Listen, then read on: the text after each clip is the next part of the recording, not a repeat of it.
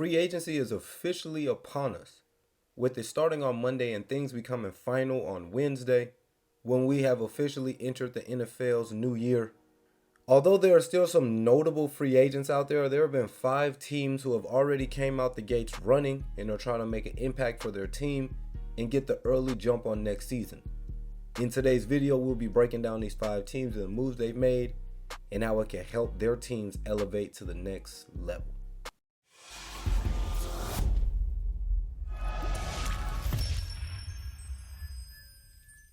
As we are all aware, the Los Angeles Chargers have came out guns blazing. The Chargers have lost so many games over the previous couple years just by 7 points. Not being able to finish games or not being able to close certain things out, but the Chargers have came out in free agency, picked up J.C. Jackson, a guy who has led the league in interceptions over the last 4 years, calls himself Mr. INT. J.C. Jackson signs a 5-year deal up to $85 million.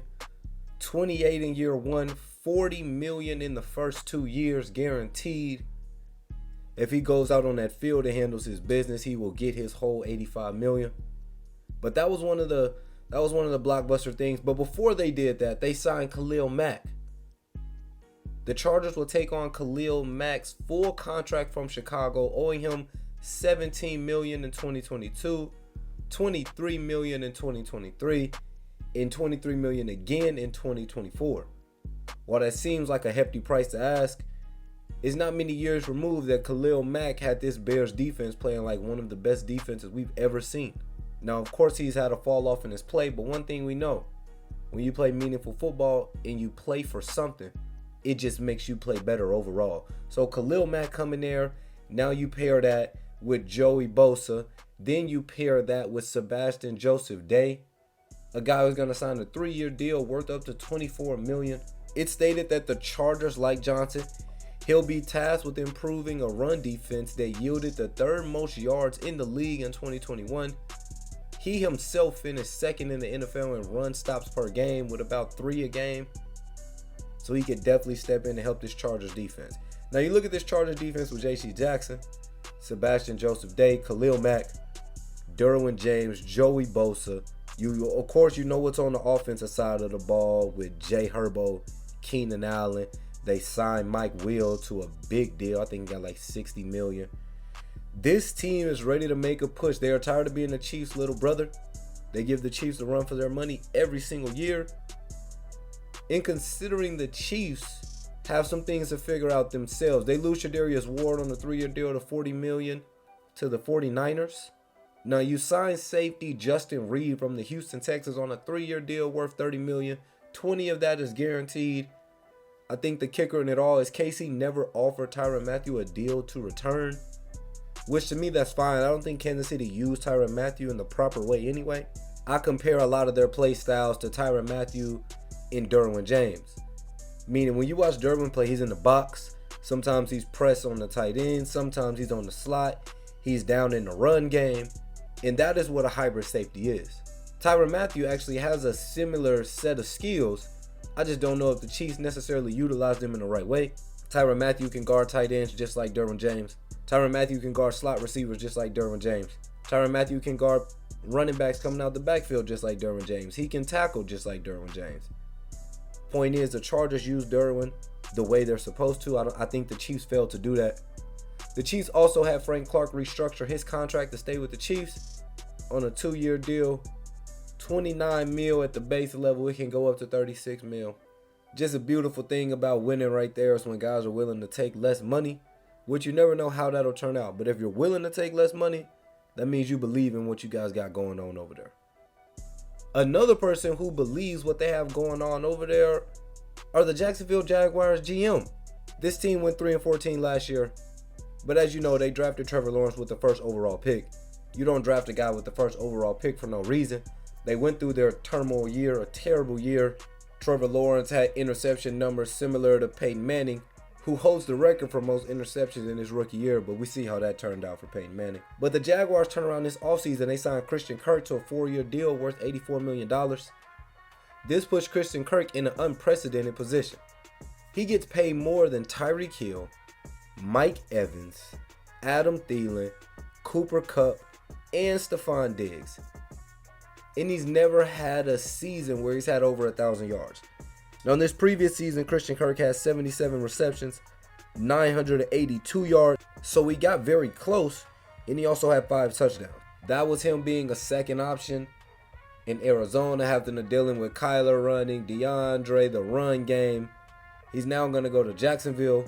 They're going to pair him with Zay Jones from the Raiders on a 3-year deal worth $24 million. And then just to add the cherry on top, Everett Ingram gets a 1-year fully guaranteed $9 million. So again, you draft Trevor Lawrence first overall. You believe in the young kid. He had a bad year, but you believe in him. You go get him 3 offensive weapons. Because, I mean, you don't draft the guy number 1, no reason. I like what the Jags have done. They weren't able to hold on to some key pieces on the defensive end. So it will be interesting to see what they can do there. But as far as his offense, they have a little momentum.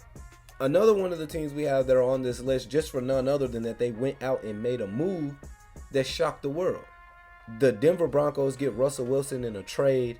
I think it was for a 5th and a 6th. It was just some trash picks. But Drew Lock, a couple other guys went in exchange for Russell Wilson. But Russell Wilson now goes to Denver with Jerry Jeudy, Courtland Sutton, in a young offense, Melvin Gordon. In every single Sunday, they're going to be putting the ball in Russell Wilson's hands and asking him to win games for them. At this point in Russell Wilson's career, that's exactly what he's looking for. They also are able to sign Randy Gregory to a 5-year, $70 million deal. The DN who was with Dallas, who actually announced, or there was some mix-up about him going back to Dallas. Ended up they couldn't agree on contract terms. He comes to Denver, and I think that is strictly Russell Wilson doing recruiting. Does Randy Gregory go to Denver if Drew Lock and a couple of those other guys are still there? I doubt it. You're still going to leave room for a possible Von Miller return. We've seen some things on Instagram, just trying to put some pieces together that could be a return. We also heard Russell Wilson is recruiting his longtime teammate, Bobby Wagner. Russell Wilson's trying to bring some guys over to Denver. Obviously, he believes in Denver right now is putting themselves in a position to be able to make a push for next season. And the last team is going to be the Tampa Bay Buccaneers.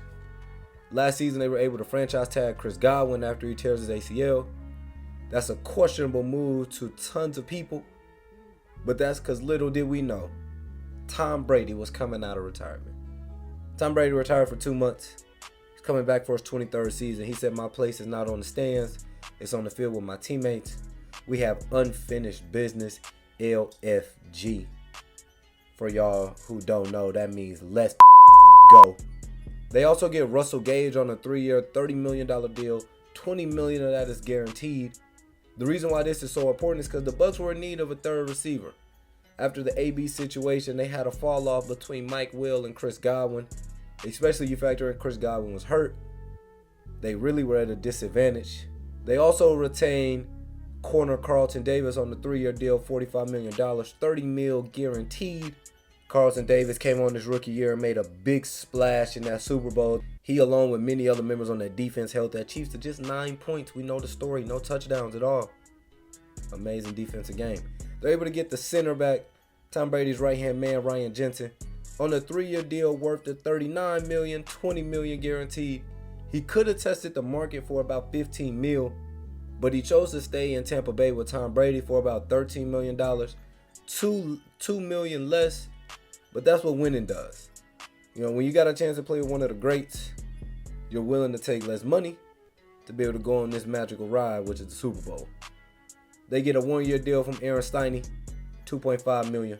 And Shaq Mason, a longtime Patriot, Tom Brady's buddy as well, now reunites with Tom Brady back in Tampa Bay.